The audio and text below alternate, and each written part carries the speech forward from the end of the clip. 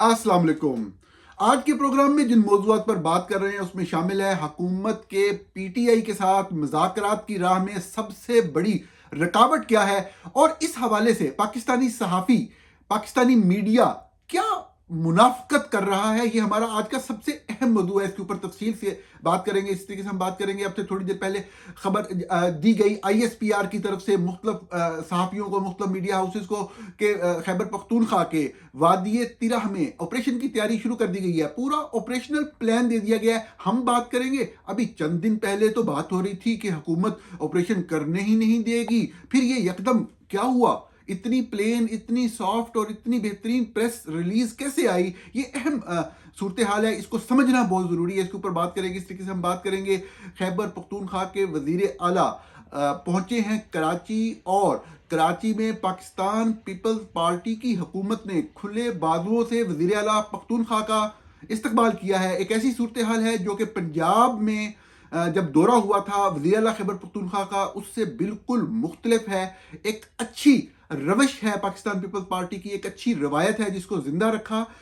اس کو یقینی طور پہ اسی طریقے سے اس کا جواب بھی آنا چاہیے. اور اسی طرح ایک بہت اہم موضوع جس کے اوپر ہم بات کریں گے وہ ایران کی تیزی سے بدلتی ہوئی صورتحال ہے. پچھلے 48 سے 72 گھنٹوں میں ایران کی صورتحال یک دم تبدیل ہوئی ہے.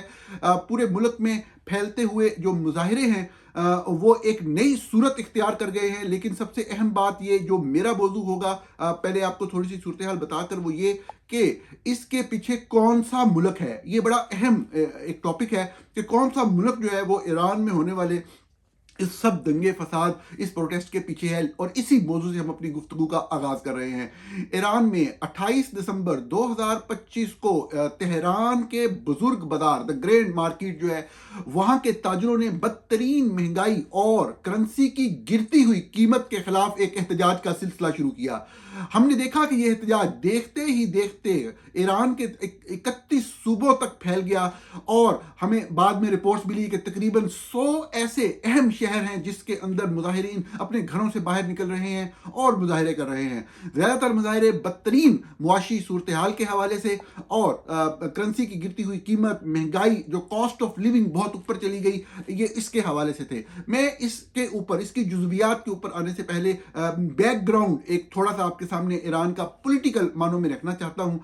جب بھی خطے کے اندر اس علاقے میں، ریجن میں جو کنفلکٹ کی بات ہوتی ہے، جو میرے دیکھنے اور سننے والے جانتے ہیں، بہت سارے لوگ میرے سے اختلاف بھی رکھتے ہوں گے اس طرح کی بات کے اوپر، لیکن میں نے ہمیشہ ان کنفلکٹس میں یہ سمجھا کہ ایران نے اس خطے میں جو طاقتور ترین قوت تھی اسرائیل کی، اس کو مزاحمت دی ہے. وہ جس فارم میں بھی دی ہے، جس مینیفیسٹیشن میں بھی دی ہے. آپ اس چیز سے انکار نہیں کر سکتے. چاہے وہ سیریا ہو، چاہے وہ لیبنان ہو، چاہے وہ حماس یا پیلسٹین کے اندر جو دوسری موومنٹس تھیں وہ ہوں، چاہے وہ آپ کہہ لیں کہ یمن کے اندر جو معاملات ہیں، یہ صحیح ہیں یا غلط ہیں، یہ الگ ڈبیٹ ہے. علیحدہ علیحدہ اگر آپ ڈسکس کریں وہ علیحدہ بات ہے. لیکن یہاں پہ جتنی بھی فورسز کار فرما تھیں وہ اسرائیل کو مزاحمت دے رہی تھیں. میں نے ہمیشہ یہ بات کی ہے. اب یہ اس ملک کی، ایران کی ایک فورن پالیسی تھی کہ اس نے ریجن کے اندر یہ گیمز کھیلنی ہیں. اب جب ہم کسی ایک گیم کا ذکر کرتے ہیں تو اس کے پلس مائنسز پہ تو بات کر لیتے ہیں، لیکن ایک دوسری حقیقت ہوتی ہے، اور وہ حقیقت ہوتی ہے اکانومی، معیشت. آپ ان معاملات پر بات کرتے ہوئے جو بھی بات کرتے ہیں، آپ نے یہ دیکھنا ہے کہ کیا اس رجیم کی جو پالیسی تھی اس حوالے سے کیا ایک آئیڈیل، کیا ایک بہترین پالیسی تھی کہ وہ یہ ساری گیمیں بھی کھیل رہا ہو ریجن میں، اور اپنے ملک کے اندر ایک اسٹرانگ اکانومی بننے کی طرف بھی جا رہا ہو. ایسا لگتا ہے کہ یہ نہیں تھا. اور ایران کے اندر جو سپریم لیڈر ہیں ایران کے، جو ان کے کنٹرول میں پوری ایک حکومت کا نظام چلتا ہے، یا جو سابقہ یا موجودہ صدر ہے ایران کے، جو حکومت کے نظام کو لے کر چلتے ہیں، دیکھنے میں یہی آتا ہے، سمجھ یہی آتا ہے کہ یہ بنیادی طور پر ایڈمنسٹریشن کی ناکامی تھی، اوور آل سپریم لیڈر کی پالیسی کی ناکامی تھی. وہ اس سارے معاملے میں کو سنبھال نہیں سکے. اور 2025 میں ہم نے دیکھا کہ جب ان کی کنفلکٹ ہوا اسرائیل کے ساتھ، امریکہ نے بھی حملہ کیا، ایران کی جو نیوکلیئر سائٹس ہیں ان کو نشانہ بنایا۔ اس ساری صورتحال کے اندر ایران نے بھی امریکی اڈے کے اوپر میزائل فائر کر کے اس کا جواب دیا، جس کے بعد صاف ظاہر ہے کہ پاکستان کے اندر سے وہ لوگ جو ہمیشہ امریکہ کے خلاف ایک بیانیہ بناتے تھے، ان کی منافقت بھی دیکھنے میں آئی کہ کس طریقے سے انہوں نے یکدم جو ہے وہ پلٹا کھایا اور ایک مختلف بات کرنا شروع کر دی۔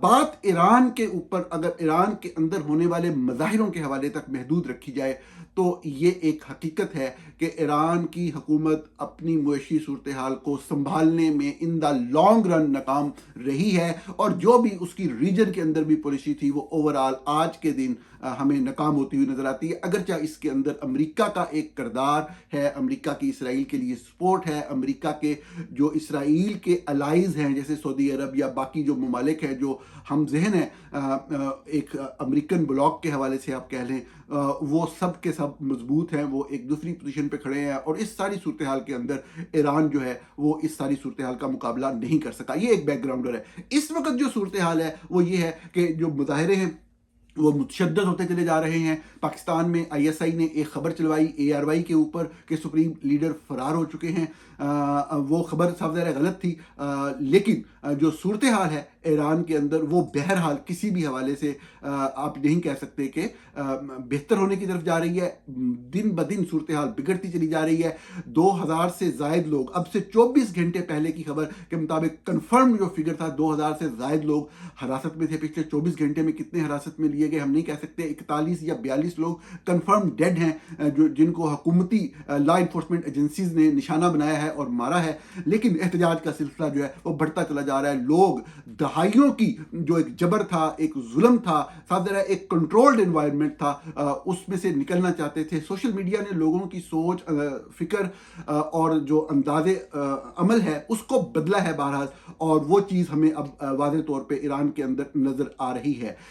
میں آپ کے سامنے جو سب سے اہم بات کرنا چاہتا ہوں وہ ملک کون سا ہے پیچھے۔ میں آپ کو ایک چیز بتاؤں، اور یہ کوئی ایران کے امور کا ایکسپرٹ ہونے کے حوالے سے میں بالکل بھی نہیں ہوں، انٹرنیشنل امور کا ایکسپرٹ ہونے کے حوالے سے میں بالکل بھی نہیں ہوں، لیکن جو چیز میں جانتا ہوں اور سمجھتا ہوں اور جو میں نے سینئر سے ڈسکس کی ہے وہ میں آپ کے سامنے رکھ سکتا ہوں، اور وہ بات یہی ہے کہ امریکہ کے صدر ٹرمپ نے پہلے جب یہ مظاہرے شروع ہوئے اس وقت ایک بیان جاری کیا کہ اگر تشدد کا رستہ اپنایا گیا تو ہم مظاہرین کا ساتھ دیں گے۔ وہ بھی صرف ایک وربوسٹی آپ کہہ لیں کہ ایسے ایک بیان تھا۔ امریکہ کی پالیسی سمجھنے والے لوگ جو واشنگٹن میں بیٹھے ہیں وہ کہتے ہیں کہ امریکہ ایران کے اس معاملے میں دخل اندازی نہیں کرے گا۔ یہ کریڈیبل لوگ جو سمجھتے ہیں وہ کہہ رہے ہیں صرف ٹرمپ جو ہے وہ پولیٹکس کھیل رہے ہیں۔ ٹرمپ نے ایک دوسرا بیان بھی داغا اسی حوالے سے اور اسی ٹاپک کے اوپر کہ اگر ایران میں مظاہرین کے ساتھ تشدد کا رستہ اپنایا گیا تو وہ کریں گے۔ پھر اس کے پیچھے کون ہے، میں کیا کہنا چاہ رہا ہوں میں آپ کو بتاتا ہوں۔ دیکھیں ایک بات ذہن میں رکھیں، کوئی بھی ملک جو اس طریقے سے ریجنل پولیٹکس کے اندر انوالو ہوتا ہے، جس طرح ہم بھی ہیں، پاکستان بھی ہے، جس طرح انڈیا بھی ہے، ان ممالک کے دوست اور دشمن ملک سے باہر ہوتے ہیں۔ یہ کوئی بہت ہی مطلب دلیل والی یا کوئی بہت اندر کی بات نہیں، یہ تھوڑی سی بھی سمجھ رکھنے والے بندے کو اس چیز کی انڈرسٹینڈنگ ہوتی ہے۔ اب اصل بات کیا ہوتی ہے کہ کبھی بھی کوئی کھل کے اس طریقے سے نہیں آتا جس طرح اسرائیل بدماشی کرتا ہے بعض معاملات کے اندر، کہ وہ آ کے آپ کے اوپر اٹیک کر دے یا آپ کو ختم کر دے یا آپ کے ملک کو ڈسٹیبلائز کرنے کی کوشش کرے۔ عمومی طور پہ ایسا کرنا ممکن نہیں ہوتا۔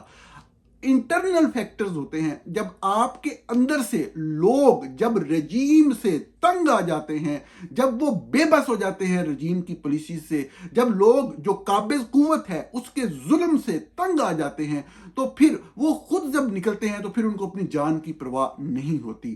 اس وقت اب یہ میں کہوں آپ کو کہ جی کوئی بھی ملک پیچھے نہیں ہے اور کوئی کچھ بھی نہیں، سب کچھ ہو رہا ہے، تو I don't know about that، لیکن میں آپ کو یہ ضرور کہہ سکتا ہوں کہ سوال ہی پیدا نہیں ہوتا کہ ایک ملک ایران جیسا ملک جو انٹرنیشنل کنفلکٹس میں اور ریجنل کنفلکٹس جو لڑائیاں ہیں اس کے اندر اس حد تک انوالو ہو اور وہ اس طرح کی ایک صورتحال سے گزر رہا ہو، اور باہر بیٹھا کوئی پلیئر جو ہے وہ کوئی کسی ایک سائیڈ یا دوسری سائیڈ کو سپورٹ نہ کر رہا ہو، اس چیز کا بھی سوال ہی پیدا نہیں ہوتا۔ تو اس بات کا مطلب کیا ہے؟ مطلب یہ ہے کہ ہم اپنے گھروں میں خود آگ لگاتے ہیں اور پھر ہم یہ کہتے ہیں کہ جی فلاں شخص نے بھی ایک تھوڑا سا جو ہے نا وہ تیل اس کے اوپر پھینکا تھا، یہ بات بے معنی ہوتی ہے۔ اصل بات یہی ہے، امریکہ کے حوالے سے جو مجھے سمجھ آئی ہے لوگوں سے بات کر کے، وہ یہی ہے کہ امریکہ صدر ٹرمپ دھمکی وغیرہ ضرور دے رہے ہیں، لیکن ان کی یہ پالیسی نہیں ہے ایران کے اندر ایک حد سے زیادہ مداخلت کرنا۔ پہلی بات، ایران کے اندر جو بھی ہو رہا ہے وہ انڈیجنس ہے، لوگ خود سے اٹھے ہیں، لوگ خود سے احتجاج کر رہے ہیں، لوگ رجیم سے تنگ ہیں۔ حالانکہ میں نے آپ کو پہلے شروع میں کہا کہ جو میرے دیکھنے والے ہیں وہ جانتے ہیں کہ میں بہت سارے معاملات میں جہاں پہ ایران درست ہے اس کو درست کہتا رہا ہوں، لیکن یہاں پہ جو خبر کی بات ہے، جو فیکٹ کی بات ہے، وہ یہی ہے، اور یہی اگر آپ فیکٹ کو جانچیں گے تو آپ آگے سے اپنا تجزیہ یا تبصرہ کر سکیں گے۔ ہمارے ہاں ساری کیلکولیشن اور ڈسکشن اپنی ایفیلیشن اور سیکٹیرین ایفیلیشن، مخالفت یا ہمدردی کی بنیاد پہ ہوتی ہیں۔ حقیقت یہ ہے کہ لوگ تنگ خود سے کر رہے ہیں، جب وہ کر رہے ہیں تو پھر ان کو کوئی نہ کوئی سپورٹ یا وہ چیز ملنا وہ بالکل ایک میں سمجھتا ہوں غیر اہم بات ہے، اور اگر لوگ کرنا چاہیں اٹے رہیں تو ان کو کوئی روک نہیں سکتا، اور باہر سے جو مدد آ رہی ہے اس کو بھی کوئی نہیں روک سکتا۔ اگر لوگوں کو انصاف مل رہا ہوتا، لوگوں کو اچھے معاشی حالات میسر ہوتے، مہنگائی کی یہ صورتحال نہ ہوتی، کاسٹ آف لیونگ یہاں تک نہ پہنچتی، پورا امریکہ مل کے تمام ریسورسز لے کے بھی چلا جاتا تو کچھ بھی نہ کر سکتا۔ ایران کے اندر ایک فرق ضرور ہے، باقی ریجنز کی نسبت ایران ایک یونائٹڈ نیشن ہے، ایک قوم کے طور پہ ایرانی بہت متحد ہیں، ان کو توڑنا، ان کو کمزور کرنا تقریباً ناممکن ہے۔ مذہب کے پہلو کی وجہ سے سختی اور جبر کے جو معاملات ہیں وہ یقیناً ہیں، اور پھر وہ مذہب والے معاملات اور جبر کے معاملات کے ساتھ وہ رجیم جو تھا وہ بھی ناکام بھی ہوا ہے۔ تو یہ اوورآل صورتحال ہے ایران کی۔ اگلے چند گھنٹے بہت اہم ہیں، لیکن میں کنکلوڈ اس بات پہ کروں گا، بہت سارے لوگ یہ آخر میں کہتے ہیں کہ یہ تو بتائیں نا پھر ہوگا کیا۔ اب ہوگا کیا تو کوئی نہیں بتا سکتا، لیکن جو میں نے ایکسپرٹ سے بات کی ہے، ہمارے سینئر ہیں یہاں پہ، ایک سینئر صحافی جو اس معاملات کو بڑے عرصے سے دیکھ رہے ہیں، میں نے ان سے بھی پوچھا تو کہ کیا ہوگا کیا الٹیمیٹلی، تو ان کا کہنا یہ تھا کہ بنیادی طور پہ جو ایران کا رجیم ہے، سب سے زیادہ حکومتیں طاقتور ہوتی ہیں، ان کے پاس فورس ہوتی ہے، طاقت ہوتی ہے، تو وہ ان کا کہنا یہ تھا کہ جو جبر ہے وہ غالب آئے گا اور الٹیمیٹلی حکومت جو ہے وہ ان کو دبا لے گی۔ یہ سینئر صحافی انور اقبال صاحب جو ان معاملات کو دیکھتے رہے ہیں، یہ ان کا کہنا تھا۔ ڈان اخبار کے لیے لکھتے ہیں 2 دہائیوں سے زائد عرصے سے واشنگٹن ڈی سی سے۔ ان کی سمجھ یہ ہے کہ لگتا یہ ہے کہ الٹیمیٹلی جو ہے وہ دبا لے گا، ایران کی حکومت جو ہے وہ دبا لے گی۔ تو یعنی کہ اگر ایسا بھی ہوتا ہے تو یہ ایک بری خبر ہے ریجن کے لیے، علاقے کے لیے، لوگوں کے لیے۔ سب ظاہر ہے کہ اگر دبایا جاتا ہے تو اور لوگ مریں گے، ایک انسانی سانحہ ہوگا، ایک ٹریجڈی ہوگی، جو کہ بہت ہی افسوسناک بات ہے۔ لیکن میں ایک چیز یہ سمجھتا ضرور ہوں کہ جب یہ ہوا اٹھ کھڑی ہو، جب لوگ آزادی لینے کا فیصلہ کر لیں، تو ایک دن نہیں، اگلے دن یا اس سے اگلے دن یہ ہو کر ضرور رہتا ہے۔ اگلے موضوع کی طرف چلتے ہیں، اور یہ موضوع صوبہ خیبر پختونخوا کے علاقے وادی تیراہ میں فوجی آپریشن کا ہے۔ باقاعدہ ISPR نے ڈیٹس دے کر اعلان کیا ہے کہ وادی تیراہ کے علاقے میدان ملک دین خیل سے نقل مکانی کرنے والوں کے لیے رجسٹریشن کا عمل گزشتہ 3 روز سے جاری ہے۔ شیڈیول کے تحت 10 جنوری سے باقاعدہ طور پر نقل مکانی کا عمل شروع کیا جائے گا۔ اب وہ پوری تفصیلات بتا رہے ہیں کہ اب تک تقریباً 2500 خاندانوں کو رجسٹر کیا جا چکا ہے،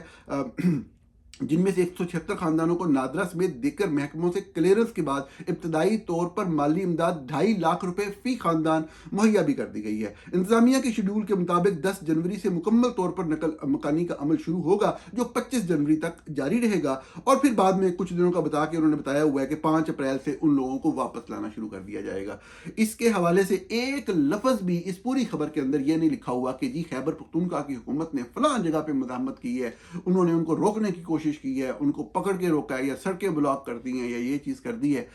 بات یہی ہے کہ سیاسی جماعتیں جو ہوتی ہیں وہ ایک نقطہ نظر کسی بھی معاملے کے اوپر رکھتی ہیں۔ پاکستان تحریک انصاف کا میرا نہیں سمجھتا یہ موقف ہے، لیکن ان کے قائد عمران خان کا I don't know why وہ بڑے لمبے عرصے سے اس چیز کے اوپر قائل ہیں کہ طالبان کے ساتھ مذاکرات ہونے چاہیے۔ حقیقت یہ ہے کہ جو فوج کو سپورٹ کرنے والے یا فوج کے ساتھ چلنے والے جو رائٹرز، جو پولیٹیشنز جو ہیں، وہ ہمیشہ سے یہ نقطہ نظر رکھتے رہے ہیں کہ مذاکرات بھی ایک حل ہے۔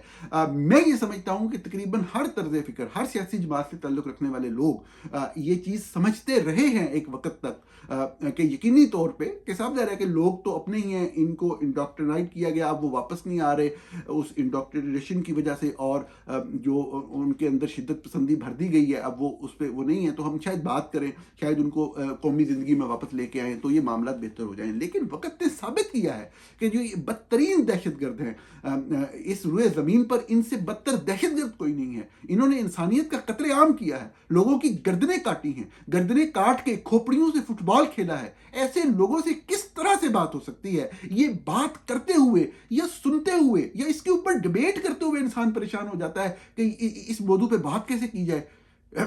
اور ایسی صورتحال میں جب جن سے بات کرنے کے لیے کہا جا رہا ہے وہ آج بھی کھوپڑیاں کاٹنے کی بات کر رہے ہیں، وہ کھوپڑیوں کے مینار بنانے کی بات کر رہے ہیں، وہ کھوپڑیوں سے فٹ بال کھیلنے کی بات کر رہے ہیں، یا تو وہ آئین اور قانون کے مطابق آگے چلنے کی کوئی بات کر رہے ہوں. آج کے دن تو وہ کہتے ہیں ہم مضبوط ہیں. سب سے پچھلے 3 سالوں میں جس طرح پاکستان کی فوجی قیادت، ملٹری لیڈرشپ کی جو ملٹری اسٹریٹجی تھی وہ فیل ہوئی، اس کے بعد دہشت گرد جو ہے وہ مضبوط ہوتے چلے گئے. اب ان کی مضبوطی کی وجہ سے یہ جب بھی یہ سیٹلمنٹ کا عمل ہو رہا تھا، جتنے بھی لوکل لیڈرز ہیں جس طرح محسن داوڑ ہیں، یہ لوگ اس تمام عمل میں جب یہ دہشت گردوں کو واپس لا کے پاکستان آرمی بسا رہی تھی، پاکستان تحریک انصاف کے بھی رہنما اس چیز کے اوپنلی ریکارڈ پہ ہیں کہ وہ مخالف تھے. یقینی طور پہ زیادہ بڑی آواز محسن داوڑ صاحب کی تھی اس حوالے سے کہ ان لوگوں کو، دہشت گردوں کو یہاں لا کر نہ بسایا جائے. ان کی پالیسی یہ خود لا کے بساتے ہیں اور پھر بعد میں یہ ڈرامے بازی کرتے ہیں. لوگ، سیاستدان تو ہمیشہ اس چیز کو روکتے ہیں. جو عمران خان بات کر رہے ہیں 100% غلط ہے مذاکرات کے حوالے سے، کوئی بندہ اس کو جسٹیفائی نہیں کر سکتا. یہاں تک بعض لوگ کہتے ہیں جی اتنے عرصے سے امریکہ آیا تھا، 20 سال لڑتا رہا، وہ بھی چلا گیا، ایک اور سپر پاور آئی تھی وہ بھی چلی گئی. یہ عجیب و غریب دلیل ہے. یہ والی جو ذہنیت اور سوچ ہے کہ ہم انسانیت کا قتل عام کر کے کھوپڑیوں کے مینار کھڑے کر دیں گے، اس ذہنیت کے ساتھ وہ کہتے ہیں جی $3 ٹریلین امریکہ کا لگ گیا، کوئی فرق نہیں پڑا. دنیا کے تمام وسائل لگ جائیں، قیامت تک لڑنا پڑے، تو اس ذہنیت سے جو انسانیت کے قتل عام کی بات کرتی ہے لڑنا چاہیے. یہ انسانیت کی بقا کی بات ہے، امن کی بات ہے.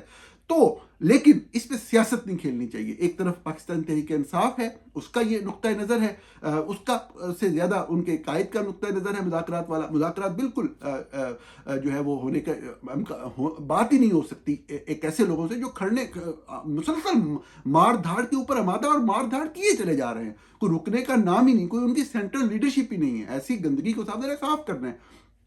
اور جو فوج کی طرف سے ہم دیکھتے ہیں کہ خامخواہ ایک سین کریٹ کرنے کے لیے، جس طرح وہ ہمارے بھائی ہیں، وہ تھوڑی سی بات کریں ناراض ہو جاتے ہیں. الطاف بھائی وہ بیٹھتے تھے 7-7 8-8 گھنٹے، سارے ٹی وی چینلز جو ہے وہ بیچارے اپنی جان کے پالے پڑے ہوتے تھے اور وہ ساری پریس کانفرنس دکھا رہے ہوتے تھے. اب سیم صورتحال جو ہے وہ DGISPR کی پریس کانفرنس کی شروع ہو گئی ہے. فضولیات، فضول سوال، پلانٹڈ سوال کروا کے فضول جوابات. یہی سچویشن جو میں آج بیان کر رہا ہوں، یہی سچویشن میں نے ان کے انٹرویو کے بعد تبصرے میں بیان کی تھی کہ آپریشن کرنا ہے کریں، کون روک رہے ہیں آپ کو؟ بہانے نہ بنائیں. 4-5 ہزار ارب کا سالانہ بجٹ پاکستانی قوم اپنے خون پسینے کی کمائی سے دیتی ہے، صرف اس لیے دیتی ہے جب موقع آتا ہے آپ پرفارم نہیں کر سکتے. خیر اگلے موضوع کی طرف چلتے ہیں. اور یہ موضوع خیبر پختونخوا کے وزیر اعلیٰ جو ہیں یہ گئے ہیں کراچی، صوبہ سندھ کے دورے پہ کراچی اترے ہیں، اور کراچی ایئرپورٹ پر جو صوبائی وزیر ہیں سعید غنی صاحب، بہت اچھے سیاستدان ہیں، انہوں نے استقبال کیا ایئرپورٹ کے اوپر، اور یہ ایک بہت ہی اچھا ایک منظر تھا. یقینی طور پہ اس کو اپریشیٹ کیا جانا چاہیے، اور یقینی طور پہ یہ توقع رکھی جانی چاہیے کہ پاکستان تحریک انصاف کی طرف سے اس اچھے جسٹر کو ریسیپروکیٹ کیا جائے گا. اور پیپل پارٹی کی خیر یہ روایت رہی ہے اس حوالے سے جو بات پہ تعریف بنتی ہو وہ کرنی چاہیے کہ ایک جو آپ کہہ لیں کہ ایک نرمی، ایک دوسروں سے بات کرنا، ایک جمہوری رویہ، یہ ضرور رہا ہے. اگرچہ اچھے برے لوگ ہر طرف ہوتے ہیں، گالیاں نکالنے والے لوگ بھی اپنی جگہ پہ موجود ہیں، لیکن یہ اچھا رویہ ہے، اس کی تعریف کی جانی چاہیے تاکہ اچھے رویوں کو فروغ ملے. اپنے آخری موضوع کی طرف چلتے ہیں، اور یہ موضوع ہے ہمارا پاکستان تحریک انصاف اور حکومت کے درمیان مذاکرات کے حوالے سے. میں ڈان اخبار کی رپورٹ پڑھ رہا تھا جو لاہور کے اندر معاملات چل رہے ہیں. بیرسٹر علی ظفر کو کوٹ کیا انہوں نے، جن کے ساتھ محمود خان اچکزئی کھڑے ہیں، اور وہ بڑے واضح انداز میں کہہ رہے ہیں، کنکلوسیو ریمارکس دے رہے ہیں کہ جب تک عمران خان سے ملاقات کے اوپر جو پابندی ہے اپوزیشن کے لیڈرز کی وہ نہیں اٹھائی جاتی، حکومت کے ساتھ مذاکرات شروع نہیں ہو سکتے. میں ناظرین اس حوالے سے آپ کے سامنے اس کی تفصیلات آپ سن رہے ہیں. میں آپ کے سامنے جو حکومت کے صحافی ہیں, حکومت کو سپورٹ کرنے والے, خصوصاً فوج کو سپورٹ کرنے والے صحافی ہیں, میڈیا ہے, میں ان کی منافقت آپ کے سامنے رکھنا چاہتا ہوں. پہلی بات تو یہ کہ جب بھی آپ مذاکرات کی بات کرتے ہیں تو اس کے اندر آپ کس طریقے سے ایک سائیڈ لے سکتے ہیں اور آپ زور دے سکتے ہیں کہ جی مذاکرات ایسے نہیں ہونے, ایسے ہونے ہیں, یہ بات کی جائے اور یہ بات نہ کی جائے. یہ صحافی زور زبردستی فوج کو سٹیک ہولڈر بناتے ہیں کہ جی فوج کے بغیر جو ہے وہ تو مسئلہ حل ہو ہی نہیں سکتا. یقینی طور پہ سیاسی جماعتیں, تمام سیاسی جماعتیں ماضی میں جب بھی لین دین کی اقتدار کی بات آتی ہے ایک دوسرے پہ تنقید کرتی ہیں, لیکن جب بھی اقتدار لینے کی بات آتی ہے جا کے فوج کے ساتھ ہی بیٹھتی ہیں, فوج کے ساتھ ہی نیگوشیٹ کرتی ہیں, باہر آ کے بیانیہ ایک دوسرے کے خلاف جو بھی بنائیں. لیکن میڈیا کے اندر بیٹھے ہوئے لوگ جنہوں نے آئین اور قانون کی سربلندی کی بات کرنی ہے وہ مسلسل فوج کو بزید رہتے ہیں. نہیں فوج سٹیک ہولڈر تھے, دیکھو انہوں دے بغیر تو کچھ نہیں ہو سکتا. اب بات کیا ہے, چلو آپ کسی ایک جگہ پہ جا کے آپ یہاں تک بھی مان لیں گے یار جو بات آپ کہہ رہے ہیں ٹھیک ہے, آپ کا بھی حق بنتا ہے بات کرنے کا, لیکن وہ میڈیا یہاں پہ رکتا نہیں ہے. وہ آگے پھر جو پورا فوجی ایجنڈا ہوتا ہے اس کو امپلیمنٹ کروانے کے لیے بھی اپنی تحریروں میں, اپنے بیان میں, اپنے ٹاک شوز کے اندر, اپنی اپیرنس کے دوران وہ پریشرائز کرتے ہیں مخالف پولیٹیکل پارٹی کو کہ یہ کام نہیں کر رہی, ان کو یہ کرنا چاہیے ورنہ ان کے ساتھ وہ ہوگا کہ ان کے آنے والی نسلیں یاد رکھیں گی. یہ پاکستان کے اندر صحافت ہو رہی ہے. آپ اندازہ کریں, مطلب میں تو سمجھتا ہوں کہ یہ بھی کوئی صحافی بات نہیں کر سکتا کہ فوج جو ہے وہ ایک سٹیک ہولڈر ہے. لیکن آپ نے کہہ دی, چلو آپ کا حق ہے, آپ نے بات کر دی. آگے پھر وہ دباتے کہ گل نہیں مان رہے, یہ ضد کر رہے ہیں, یہ نہیں کر رہے, یہ اندر ملاقات کے لیے جاتے ہیں, باہر آ کے سیاسی بیان دیتے ہیں. ارے بھائی سیاست دان جب ملیں گے تو وہ سیاسی بات ہی کریں گے نا, اور جب وہ باہر آئیں گے تو آ کر وہ سیاسی بیانات ہی دیں گے نا. سیاست دانوں نے اور کیا کرنا ہے؟ اگر آپ کو فوج, اصل میں کہتے ہم دوسروں کو ہیں کہ جی اس نے فلاں کو باپ بنا لیا, اس نے اصل میں ان لوگوں نے خود آرمی چیف کو باپ بنایا ہوتا ہے. تکلیف آرمی چیف کو اتنی نہیں ہوتی جتنی ان لوگوں کو ہوتی ہے جو کہ وہ پل پھوس رہے ہوتے ہیں اس سارے ایجنڈے کے اوپر کہ جی آرمی چیف کے خلاف بات کر دی ہے آپ نے. ارے بھائی ایک سادہ سی بات ہے کہ فوج سیاست سے چھوڑ دے تو ہم سب لوگ متحد ہو کے آگے چلیں کہ ٹھیک ہے جی آئی ایس آئی کا یہ ونگ بھی ختم ہو گیا ہے, لوگوں کی گرفتاریاں, لوگوں کے گھروں کے اندر چھاپے, لوگوں کا اغوا کیا جانا, لوگوں کے خلاف ملک کے اندر اور بیرون ملک حملے جو ہیں وہ ختم ہو گئے ہیں. صحافیوں کو, یہ جو موہت پیرزادہ صاحب کو اور صابر شاکر اور شہین صہبائی صاحب, ان سب لوگوں کو دو مرتبہ عمر قید سنا دی گئی. آپ لاکھ مرتبہ ان کی باتوں سے اختلاف کریں, بات سے اختلاف بات سے ہی ہو سکتا ہے, بندوق سے تو نہیں ہو سکتا نا. آپ اپنے آپ کو جاہل ثابت کر رہے ہیں پوری دنیا کے سامنے. تو جب فوج یہ سب کچھ چھوڑ کے پیچھے چلی جائے گی تو پھر تو یہ بات ہو سکتی ہے. ادروائز آپ خود دیکھیں کہ ایک اتنا بڑا سٹیل میٹ ہے, اس کے اندر مذاکرات کس طرح سے ہو سکتے ہیں؟ ایک جو مین اپوزیشن فورس ہے اس کا جو سربراہ ہے جیل میں بیٹھا ہے, اس سے ملاقات کے بغیر کس طرح بات آگے چل سکتی ہے؟ اور آپ کون ہوتے ہیں یہ پابندی لگانے والے کہ جی وہ اندر یہ بات ہوگی اور یہ نہیں ہوگی اور باہر آ کے یہ ہوگی اور یہ نہیں ہوگی؟ کون سا کیس ہے ان کے خلاف؟ آپ کے خلاف پروفڈ کیسز ہیں کرپشن کے, ایک ڈاکومنٹ موجود ہے. اور آپ جتنے بھی کیس اس وقت بنا رہے ہیں سب کے سب فیک کیس ہیں, سیاسی کیس ہیں. ایک بندہ سیاسی کیس میں صرف جو حاکم وقت ہے, جو آرمی چیف ہے, اس کی ضد کی وجہ سے جیل کے اندر بند ہے, تو آپ کہہ رہے ہیں کہ نہیں جی یہ بات کریں اور یہ بات نہ کریں. سب سیاست ہو رہی ہے نا, تو پھر آپ کو سیاسی بیان پہ کیا پرابلم ہے؟ یہ اس پہ رویے تبدیل کرنے ہوں گے. میڈیا ایٹ لیسٹ جو ہے اس کو منافقت چھوڑنی ہوگی, اپنا نقطہ نظر بیان کرے, ہتھیار لے کے زبردستی پولیٹیکل فورسز کو اپنی مرضی کی پولیٹیکل پالیسی اپنانے پہ مجبور نہ کریں. ناظرین, آج کا پروگرام دیکھنے کا بہت شکریہ. آپ کے ساتھ کل اسی وقت جو ہے وہ ملاقات ہوگی.